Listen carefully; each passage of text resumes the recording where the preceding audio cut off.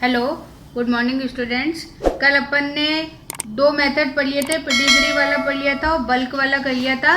आज अपन third method कर रहे हैं, प्रतीप संकरण विधि या बैक क्रॉस मेथड। अब ये देखो बैक क्रॉस, पहले आप समझ लो क्या होता है कि बैक क्रॉस क्या है। कि जैसे मान लीजिए आपने 11वीं में मेंडल वाले लॉज पढ़े थे, तो उसी तरीके से जो बैक क्रॉस है, अब अपने पास में ये दो पेरेंट है, जनक है, इसकी ये F1 जनरेशन है और F1 जनरेशन को जब अपन पेरेंट से, जनक से क्रॉस कराते हैं तो ऐसे क्रॉस को अपन क्या बोलते हैं, बैक क्रॉस। तो इस वाले मेथड में आपको यही करना है और करने के बाद में जब अपन F2 लेते हैं तो F2 में आपको इसका जो अपने पास में अप्रभावी जनक है, इस जनक की जीनी संरचना पता लगती है। तो इसलिए जो है ये वाला बैक क्रॉस किया जाता है। अब यहाँ पे देखो, अपनी बुक खोल लो और उसके बाद में, क्योंकि टेबल में इतनी बड़ी नहीं बना सकती हूँ बोर्ड पे, तो उस टेबल के अकॉर्डिंग आप इसको स्टार्ट करो।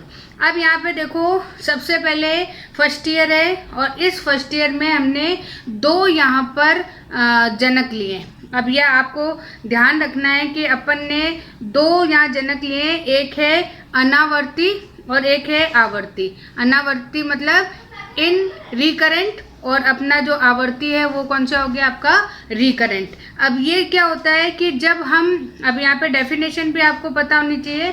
तो जो रिकरेंट अपने पास पेरेंट है, वो पेरेंट हम कौन सा लेते हैं, जब हम बैक क्रॉस कराते हैं तो उस बैक क्रॉस के लिए हम कौन सा पेरेंट यूज करते हैं, रिकरेंट वाला।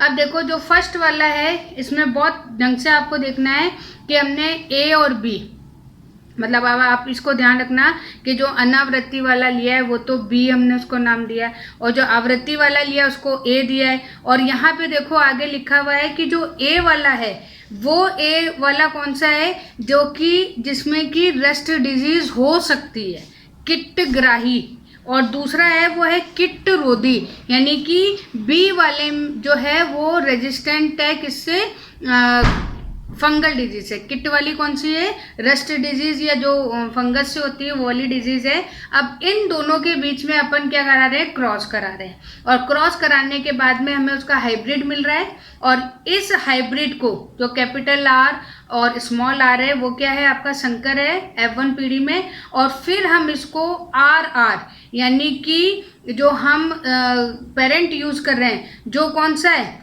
जो जिसमें कि डिजीज हो सकती है, किट्टग्राही है, तो उसको हम यहाँ पर यूज करते हैं। इसमें F1 का हम A से जो है क्रॉस करवाते हैं।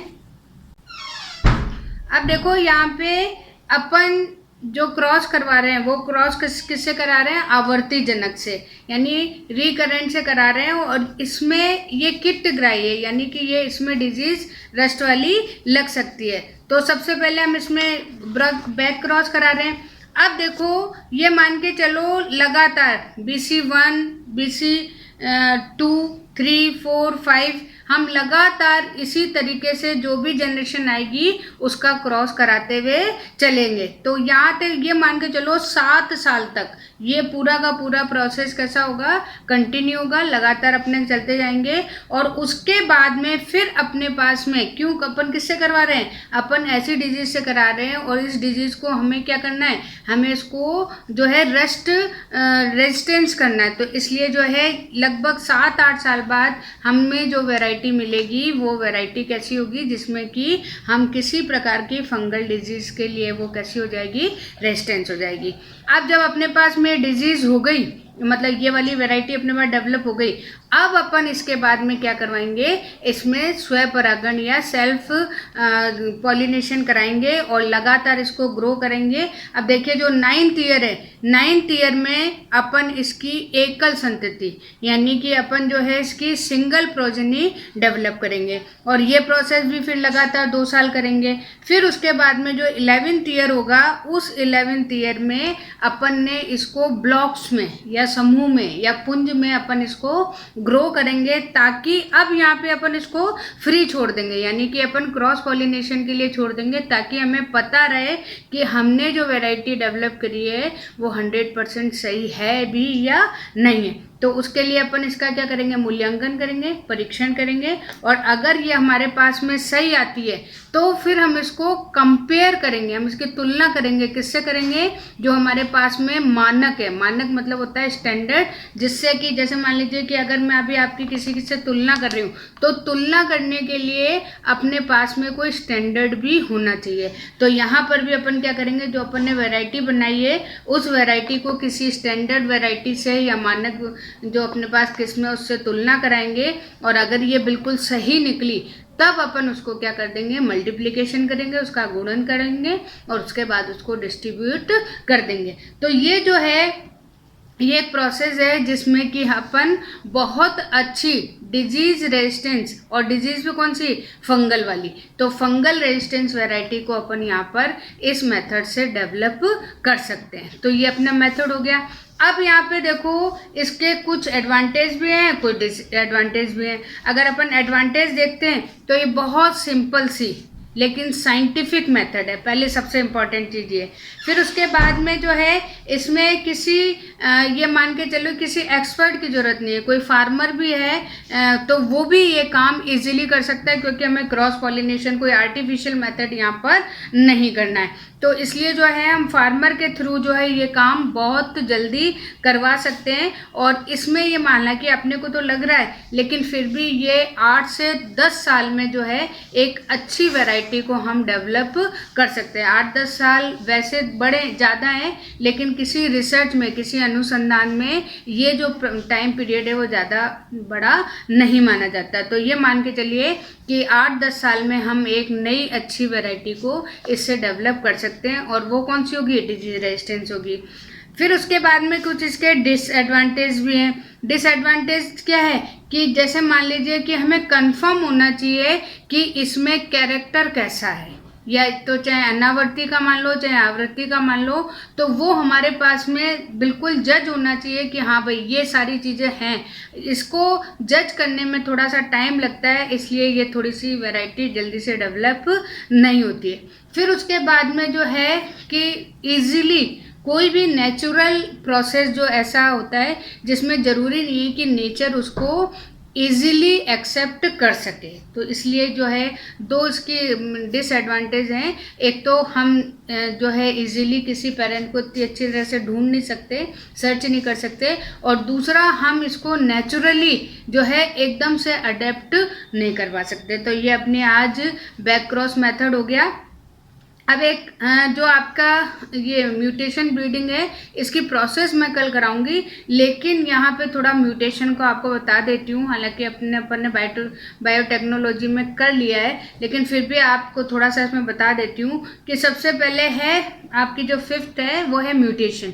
म्यूटेशन मतलब क्या होता है, सडन चेंज, अचानक जो परिवर्तन है, और ये जो परिवर्तन है ये परमानेंट होते हैं। और उसका बेस्ट एग्जांपल अपने पास कौन सा है, हिरोशिमा वाला, कि उसमें आज भी बच्चे कैसे हो रहे हैं, विकलांग हो रहे हैं। क्यों? क्योंकि सेकेंड वार में इस तरीके की रेडिएशन निकली थी जिससे कि उनके क्रोमोसोम्स में प्रॉब्लम हो गई। तो ये जो है उत्परिवर्तन है, और ये उत्परिवर्तन जो है हमारे डीएनए, क्रोमोसोम या जीन जिसको भी आप मान लो, उसकी स्ट्रक्चर को वो चेंज कर देता है। अब यहाँ पे थोड़ी सी आपके इसमें हिस्ट्री भी दे रखी है कि ये जो शब्द है म्यूटेशन, ये शब्द सबसे पहले यूज़ किया था ह्यूगो डी ब्रीज ने, और इसलिए इसको जो है म्यूटेशन का फादर भी कह सकते हैं, जनक भी कह सकते हैं। और इन्होंने 1900 में, और अगर आपको थोड़ा सा ध्यान हो तो ये मेंडल के इन्होंने जो सारे के सारे लॉ थे उनकी रीडिस्कवरी भी किसने की थी, ह्यूगो डी ब्रीज ने। तो इसलिए जो है इन्होंने काम किया।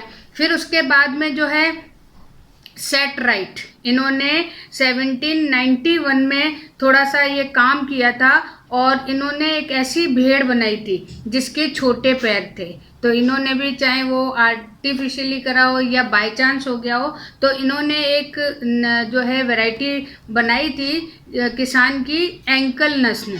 इस एंकल नस्ल में क्या था, इसकी टांगें बहुत छोटी छोटी थी, तो ये जैसे है बोनी, जिसको अपन कह सकते हैं बोनी, ठीक है।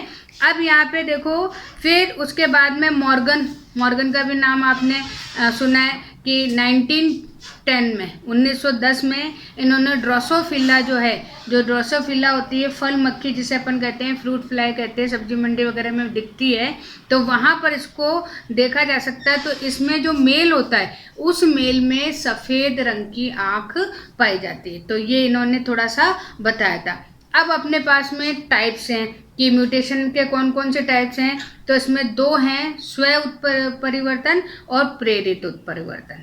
तो स्वतः उत्परिवर्तन क्या है, जो बाय चांस हो जाए, कि अगर जैसे मान लीजिए ये सूर्य ग्रहण वगैरह होता है तो उसमें जो है ऐसी रेडिएशन निकलती है जिससे कि हमारे क्रोमोसोम में परिवर्तन हो जाए, या प्लांट में परिवर्तन हो जाए। कोई वैरायटी अच्छी भी हो सकता है, बुरा भी हो सकता है, वैसे अधिकतर बुरा ही होता है। तो अच्छी वैरायटी कमी निकल के आती है, वो तो अपन जो है आर्टिफिशियली तैयार कर सकते हैं। तो यहाँ पे स्वतः उत्परिवर्तन है और ये नेचर द्वारा होता है, और ये बहुत कम, जैसे अगर हम इवोल्यूशन की या जैव विकास की बात करें तो उसका मेन जो अपने पास में रीज़न है वो क्या है, म्यूटेशन। कि आज अपन ये कहते हैं कि हमारी जो डेवलपमेंट हुआ है वो किससे हुआ है, बंदर से। तो ये मान के चलो कि आज बंदर भी है, हम भी हैं, तो बंदर में कुछ धीरे धीरे ऐसे परिवर्तन हुए तो उससे हम उसको पूर्वज मानते हैं, और ये आज अपनी नई वैरायटी डेवलप हुई।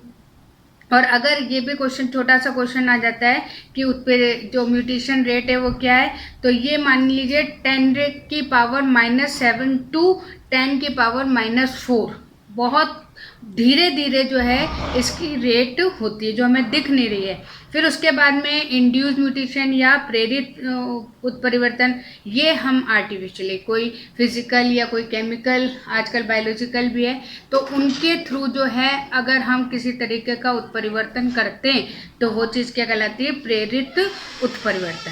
फिर हमारे पास में है ये जो प्रेरित उत्परिवर्तन है।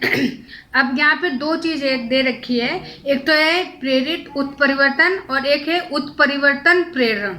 तो प्रेरित जो उत्परिवर्तन है ये बाय चांस होता है, कि जैसे मान लीजिए कोई फिजिकल या केमिकल उससे हो रहा है तो ये बाय चांस है। जबकि जो इंडक्शन ऑफ म्यूटेशन है, जो वो हम बिल्कुल 100% जो है कर रहे हैं, तो वहाँ पे जो है किसी बहुत सारी चीज़ें, अभी आपको इसके मैं वो भी बताऊंगी फैक्टर्स कौन कौन से हैं। तो वो जब हम किसी चीज़ को, अब जैसे अपन ने अभी वैरायटी डेवलप की, अभी कल भी मैं आपको उसको बताऊंगी कि किस तरह से अपन वैरायटी किनको यूज़ करके बना सकते हैं। तो वैरायटी डेवलप करते हैं तो वो चीज़ क्या कहलाती है, इंडक्शन ऑफ म्यूटेशन या उत्परिवर्तन प्रेरण, जो कि अपन करवा रहे हैं, और ये हर समय कैसा होगा, पॉजिटिव होगा। फिर यहाँ पे कुछ चीज़ें हैं जिसको हम बोलते हैं उत्परिवर्तन जन या म्यूटेजेंस, यानी कि किन किन से जो है हम उत्परिवर्तन कर सकते हैं। तो उसमें बायोलॉजिकल भी है, फिजिकल भी है, और हमारे पास में केमिकल भी है। तो अगर हम फिजिकल की बात करते हैं, भौतिक उत्परिवर्तन जन की बात करते हैं, तो एक्स किरणें हैं, गामा किरणें हैं, पराबैंगनी किरणें, अल्ट्रावायलेट रेज, तो इनके थ्रू होता है। फिर अगर हम केमिकल की बात करते हैं तो हमारे पास में मार्स गैस है, कुछ इंसेक्टिसाइड्स हैं, इन सब से जो है हम, इथेनॉल है, ईथर है, इन सबको हम यूज़ करके जो है इस तरह से काम कर सकते हैं। और इसके लिए जो है काफ़ी वैरायटी भी जो है डेवलप की गई है। यहाँ पे एक उदाहरण भी दिया हुआ है कि मूलर ने 1927 में एक्स किरणों को यूज़ किया, और यूज़ करने के बाद में इन्होंने कई क्रॉप में इम्प्रूवमेंट किया। तो ये कुछ यहाँ पे एग्जांपल भी है, आगे भी बहुत एग्जांपल हैं। तो आज मैं अपना यही आपको करा रही हूँ। तो आज अपना रेजिस्टेंस वैरायटी डेवलप हो गई और थोड़ा सा म्यूटेशन हो गया। अब जो है 15th को मैं आपका टेस्ट लूँगी, कौन से वाले, फिश वाले चैप्टर का, और उस फिश वाले चैप्टर में से मैं कुछ क्वेश्चंस आपको दूंगी, 20 क्वेश्चन दूंगी ऑब्जेक्टिव, और तो आपको लाइव ही मुझे करके आधे घंटे में उसको दिखाना है, ठीक है। तो इस तरह से आपकी थोड़ी सी प्रैक्टिस मैं कराऊंगी कि लाइव टेस्ट किस तरीके से होते हैं, तो आप लोग थोड़े उसके हिसाब से तैयारी करना। क्वेश्चन दूंगी ऑब्जेक्टिव।